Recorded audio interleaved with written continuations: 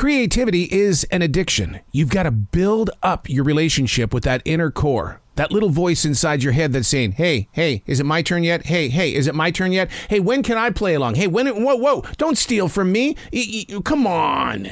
Unplugged, because we will always say yes to creativity. Totally uncut, because we all make mistakes. So turn it into a tool. This is Arroe Unplugged. Man, you step into a recording studio, and the first thing that happens is your imagination takes off like a child in a candy store. It's like, oh my God, there he goes. What's he going to do? I don't know. Just don't crash anything. Don't break anything. I can't afford it. That's why I love watching kids at a grocery store or even at a drugstore, because, I mean, they just, it's like unbelievable fun to them. Even my dog Jazzy will walk into a hardware store such as Lowe's or Home Depot, and she is like all over that store. Just, oh, this is mine. This is mine. I want to have this. It's a tool wrench. You don't need it. You don't have thumbs. You can't go.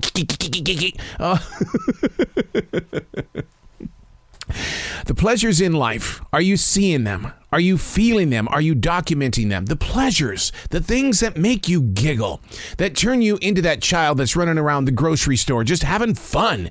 Hey, it's Arroe. This is The Choice. This is what I was writing while the sun was waking up on a brilliant new day. And today we're reading from July 28th, 2022. It's very difficult to not look at the daily headlines. It's very, very, very, very tough for me. Local as well as national news. I just can't break away from it.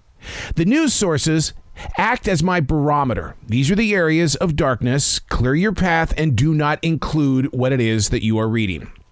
Once again, it's very difficult because when it comes to life-changing events experienced during these modern times, there is no place safe. Not even sitting in my own home with the window shades pulled down. I don't feel secure, safe, because there's something going on out there. And my head and heart, and I'm sure it's the same way as you, we want to know what's going on and how close is it to this place where I'm currently sitting. How did we get here? Or has it always been present? We're just more real with our realisms. And history? Yeah, we know about our history, but we only have time for what's going on right now. Rather than shunning family and friends each time something tragic unfolds, we've learned to talk about it, to keep it out in the open, to deal with the ups and downs, to prepare for what could be next. And there's always going to be something a little bit darker than yesterday. Rarely do people speak today of life in the 40s, 50s, and 60s.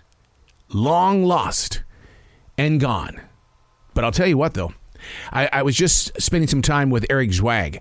He's teamed up with National Geographic Kids, and they've got a brand new book out that deals with numbers. But his job, and he'll tell you, I have nothing to do with numbers. I'm a sports writer. And so what Eric has done is that he's gone into this book, and he's bringing the history of football, Canadian as well as American football and hockey and all of these sports forward. The story I shared with him is that being, one of my jobs, my essential jobs, is that I work at a grocery store. I went there because I was starving for people during the lockdown, and I just happened to like it, so I've elected to stay because it's a connection to people. It's a connection.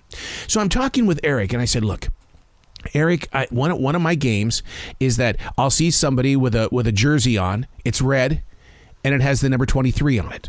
Okay, to my generation, we know what that is. And I'll go up to him and I'll say, so, what do you think? Are you a fan? Or are you just like wearing the jersey?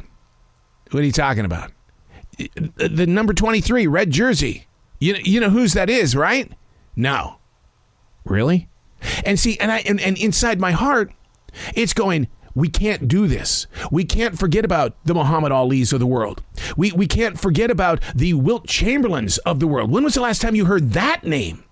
At least Kareem Abdul-Jabbar is consistently in the public eye in the Los Angeles area, and he tries to get his word out there by working with the community.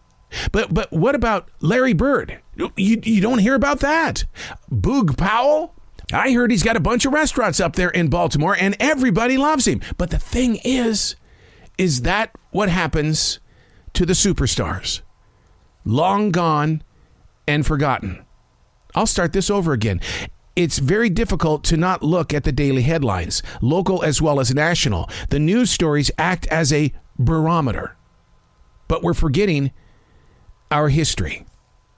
If I were to bring up Walter Cronkite in a modern day world, How many people would remember that name and why he was such a strong figure? Dan Rather. Am I getting closer to where you were?